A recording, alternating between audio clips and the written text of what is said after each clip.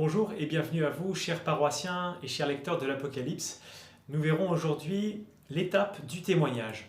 Alors après avoir goûté à la liturgie céleste, les chapitres 4 et 5, hier et avant-hier, nous allons voir la suite de cette première ouverture du ciel qui va du chapitre 6 au chapitre 11. Alors c'est un beau morceau, 5 chapitres, et nous nous rappelons qu'hier jeudi, nous entendions les larmes de Jean devant le livre scellé. Rappelez-vous, Jean disait « J'ai vu dans la main droite de celui qui siège sur le trône un livre en forme de rouleau, écrit au-dedans et à l'extérieur, scellé de 7 sceaux. Je pleurais beaucoup parce que personne n'avait été trouvé digne d'ouvrir le livre et de regarder. » Alors, seul le lion de la tribu de Juda, qui en fait est l'agneau, comme le disait le Père Paul, peut ouvrir ce livre. Et les chapitres 6 à 7, justement, racontent l'ouverture de ce rouleau. C'est ce qu'on appelle la vision des 7 sceaux. Alors, après l'ouverture du premier sceau, la venue du cavalier blanc victorieux, on commence toujours par la victoire dans l'Apocalypse, eh bien, on va voir de nombreuses catastrophes s'accumuler. Au deuxième sceau, c'est la violence, la mort par l'épée. Au troisième, la famine. Au quatrième, la mort avec sa couleur verdâtre. Et alors, on peut se poser le sens de ces catastrophes à répétition. On essaiera d'y répondre aujourd'hui. Et puis, après cette vision des 7 sceaux, il y a la vision des 7 trompettes, du chapitre 8 au chapitre 11. Et ces deux séries, la série des 7 sceaux et la sonnerie des 7 trompettes, ne sont sans doute pas à comprendre comme, j'allais dire, deux événements chronologiques, mais plutôt comme deux prises de vue sur un même mystère, le mystère du passage du monde ancien au monde nouveau, à la création nouvelle. En effet, à mesure que va s'ouvrir le livre de l'agneau, que les sceaux vont être brisés les uns après les autres, eh bien, il y a un autre rouleau qui se referme, c'est celui du monde ancien. Ça peut paraître un peu bizarre de parler du rouleau du monde ancien, mais dans la Bible, les cieux sont parfois comparés à un rouleau. Le prophète Isaïe, notamment, il y a ce verset « Toute l'armée des cieux se décomposera, les cieux seront roulés comme un livre et toute leur armée tombera, comme tombent les feuilles de la vigne et celles du figuier. » Voilà, les cieux, ce qu'il y a de plus solide, de plus stable. On sait que la lune revient tous les 28 jours, on sait qu'une année ça dure environ 365 jours. Voilà, les cieux, c'est ce qui est posé pour toujours. Eh bien, même les cieux passeront. Et on a un passage similaire dans le livre de l'Apocalypse, justement au chapitre 6, quand le 6e sceau s'ouvre. Quand il ouvrit le 6e sceau, il se fit un violent tremblement de terre. Le soleil devint noir comme une étoffe de crin, et la lune entière comme du sang. Les étoiles du ciel tombèrent sur la terre comme fruits verts d'un figuier battu par la tempête. Le ciel se retira comme un livre qu'on roule, toutes les montagnes et les îles furent ébranlées. Voilà, ce monde passe. Ce monde passe et c'est le livre, en quelque sorte, le livre du monde qui se referme. Mais à mesure que se referme ce rouleau du monde ancien, eh bien, s'ouvre le rouleau scellé. L'agneau est en train de l'ouvrir sceau après sceau. On pourrait dire que le salut de Dieu est en train de s'accomplir. On le voit par exemple à l'ouverture du 5e sceau. Il y a les catastrophes bien sûr, mais il y a aussi, on entend la prière, le gémissement des martyrs sous l'autel, et déjà on entend au 6e sceau le cantique des rachetés que l'on a lu à la Toussaint. Donc un livre se ferme, un autre s'ouvre. La vision qui suit celle des 7 sceaux, donc la vision des 7 trompettes, est en quelque sorte une reprise de cette ouverture et cette fermeture en parallèle, mais cette fois-ci, cette ouverture et cette fermeture, elles ont lieu au cœur de l'histoire des hommes. On n'a plus vraiment une vision d'immensité avec le cosmos qui est ébranlé et le grand livre de l'agneau qui s'ouvre.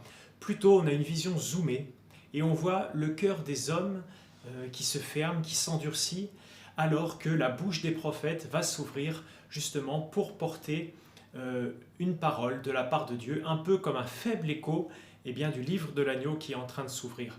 Voilà la mission prophétique, porter une parole de Dieu au cœur des événements du monde. Et c'est cette mission prophétique que les lectures de vendredi et de samedi vont nous donner à méditer. Alors vendredi d'abord, il y a la mission prophétique de Jean. Elle est un peu comme celle du prophète Ézéchiel. L'ange lui donne un petit livre ouvert, un tout petit livre, il faudrait dire, on a un double diminutif, tout petit livre. Ça nous montre que le prophète, il n'a pas forcément réponse à tout. C'est pas Nostradamus. Il n'a pas, j'allais dire, la grande vision d'immensité du livre de l'agneau qui, contient toute l'histoire du monde, de l'alpha à l'oméga, Dieu lui donne un tout petit livre, mais un livre ouvert.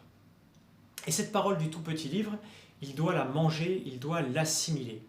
Alors elle est douce au goût, nous dit le texte. La parole de Dieu est souvent une consolation, mais en même temps elle est amère à la digestion, parce qu'une parole, justement, si elle est douce, elle donne la consolation, elle appelle aussi à la conversion de celui qui va la porter. Et lui donne une mission qui n'est pas forcément plaisante, la mission de prophétiser. Donc il y a cette dualité douceur-amertume dont Jean fait l'expérience. Et puis samedi, eh bien, nous voyons que l'annonce de la parole de Dieu est une épreuve. On a la mission des deux témoins. Ces deux témoins, le texte les présente sous les traits d'Élie. On nous dit la pluie cesse lorsqu'il prophétise. On se souvient d'Élie, poursuivi par Jézabel, qui fait cesser de pleuvoir. Et aussi le deuxième nous rappelle Moïse, voilà, changer l'eau en sang, provoquer des fléaux. On se rappelle des 10 plaies d'Égypte. Mais on aura aussi ces deux témoins, à la fin ils ressembleront en quelque sorte au Christ. On nous dit rejeté et tué comme lui. Donc on peut voir dans ce double témoignage qui en fait est presque un triple témoignage, le témoignage de l'Église. Il y a le respect de Dieu contre les idoles, un peu comme Élie, et aussi le respect des hommes contre l'esclavage de Pharaon, voilà, plus comme la mission de Moïse, et le tout en fait en quelque sorte à la fin configure à la croix du Christ. Et donc configure à la croix du Christ, ça veut dire la mission prophétique est une épreuve. On le sait que c'est une épreuve grâce à la symbolique des chiffres. Juste avant le texte de samedi, le verset d'avant, on nous dit que leur prophétisme dure 1260 jours. 1260 jours, c'est 3 ans et demi, 3,5 années. Et 3,5, c'est aussi le nombre de jours où ils vont rester... où leur corps, leurs dépouilles vont rester au vu et au su de tout le monde. En fait, ce chiffre de 3,5 pour signifier l'épreuve, il vient, on le trouve déjà dans le livre de Daniel, un temps, des temps, la moitié d'un temps, 1 plus 2 plus un demi, ça fait 3,5. Et cette symbolique, elle vient de la persécution d'Antiochus Épiphane qu'on a dans le livre des Maccabées, où pendant 3 ans et demi, eh bien, le temple qui a été mis à sac va être utilisé comme un lieu de culte sacrilège pour le culte de Zeus, et les Juifs vont être persécutés. Donc ce temps de 3 et demi, eh bien, il montre que le temps des témoins est un temps d'épreuve pour eux, mais aussi un temps d'épreuve pour ceux qui vont les voir, parce que leur mission semble échouer. Ils se retrouvent pendant 3 jours et demi morts, on a l'impression qu'ils ont été vaincus. Et donc, peut-être en guise de conclusion, eh bien, nous voyons que le témoignage est une épreuve à 3 titres. Avant, ça on l'a eu vendredi avec la lecture de Jean, manger le livre pour aller prophétiser, intérioriser la parole, ça nous donne de nous convertir. Quelqu'un qui veut, témoigner du Seigneur, qui veut, porter la parole de Dieu, il va être ébranlé intérieurement, il va vivre ce qu'il annonce. Donc ça, c'est l'épreuve avant. L'épreuve aussi pendant, parce qu'on voit, elle déclenche guerre, opposition, violence. C'est une parole qui n'est pas forcément acceptée. Et puis après, parce que le témoin, souvent, est placé devant l'échec du témoignage. On pourrait dire une certaine amertume. On peut se dire c'est en vain qu'ils ont témoigné, comme ces gens qui vont regarder les deux témoins pendant 3 jours et demi. Et alors, parce que le témoignage est une épreuve, ça veut dire qu'il est important de partager nos propres expériences de témoignage, non par misérabilisme si on échoue ou par triomphalisme si on réussit, mais bien pour publier l'œuvre de Dieu.